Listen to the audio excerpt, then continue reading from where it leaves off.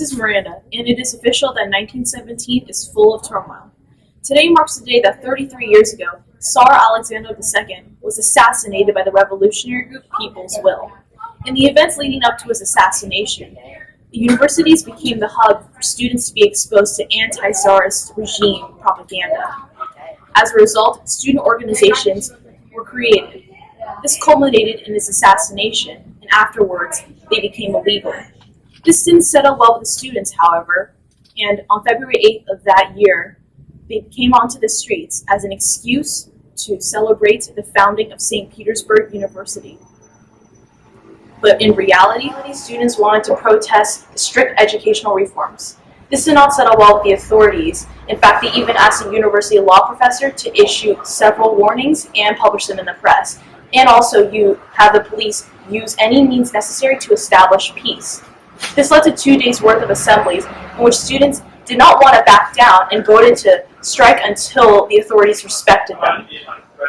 As a result, students became more radical and formed more extreme organizations. In fact, the authorities had to arrest them. We have live footage and also an interview with a peasant woman. Дорогие трудящиеся, помещики и капиталисты говорят, рабочие и крестьяне не смогут прожить без нас. Без нас некому будет установить порядка, распределить работу, принудить к труду.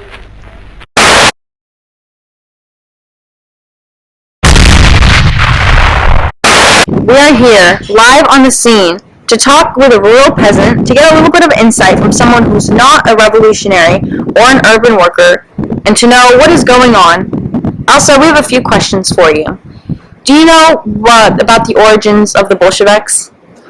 I really don't know that much, but I know about 30 or 40 years ago, in the 1880s, Alexander II, the Tsar, he was assassinated. Then after, so many rules of education and school regulations were made, and that angered so many students. And after, there's so many revolts among the students, colleges, they had assemblies, they had riots. It was not good. So the Bolsheviks are pretty much these college students that are revolting. Do you know anyone who's involved with the Bolsheviks? Well, my son, he's in college, and he has some friends that are part of it, and he wants to join. But I said, no, I don't allow it. We know that you are a conservative peasant, so generally you are in favor of the Tsar staying in power. We know that some of the Bolsheviks are agitators and terrorists, committing attempted acts of assassination against people in support of the Tsar. Additionally, we know that some of the Bolsheviks don't want the Tsar to be in power. How do you feel about the Tsar leaving his throne? Well, the Tsar, he's amazing. He did everything for us. He helped us for everything. He was just so kind and so nice. He cared for everyone. He was just a hero of everything. I don't know why people would want him to leave.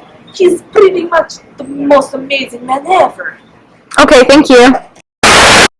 I'm Rita Debbaneh, and I'm here to talk about how the people of cities really feel about their Tsar, Nicholas II, and his wife, Alexandra. First of all, Tsar Nicholas II is an incompetent ruler, as he refuses to withdraw Russian forces from World War I, as hundreds of thousands of them die each day fighting a doomed cause.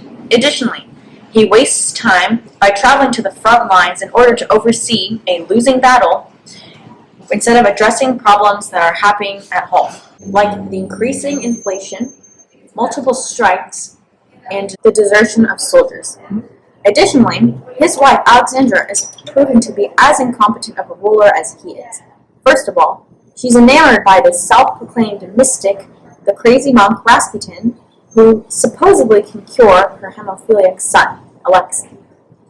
And she's constantly dismissing people who are of some use in the cabinet because they may disagree with Rasputin's ideals or they may simply speak ill of him.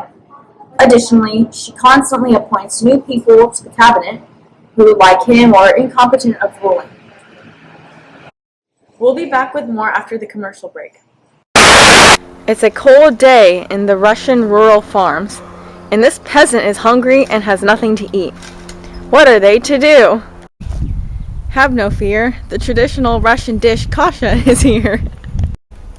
A milky porridge often consumed by Russian peasants. Wait 3 hours for your next batch of kasha at your local ration line today. Peasants are the backbone of Russian society. They farm the crops, and what they make for themselves they send to the cities. They kill their own livestock to feed to the many urban workers and factories. We love our peasants. Breaking news. We abandoned our station because the Bolsheviks, they're the ones that bombed it. Save yourself!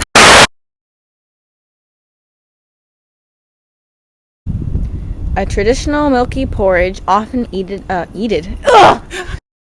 I'm Rita Debbaneh,